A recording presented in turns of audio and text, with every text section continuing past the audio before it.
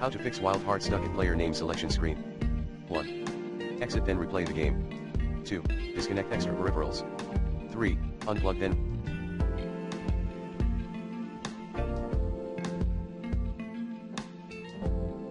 Reconnect your input devices. 4. Complete.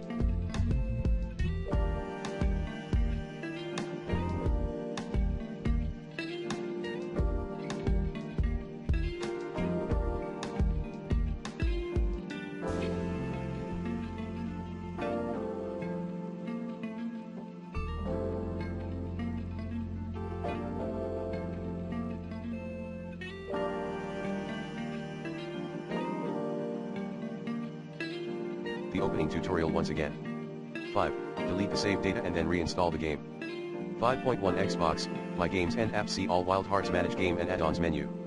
5.2 PS5, Settings Saved Data and Game/App Settings Saved Data Console Storage.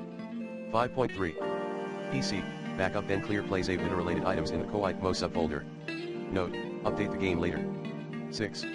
PC users, minimize the game and use your mouse. 7.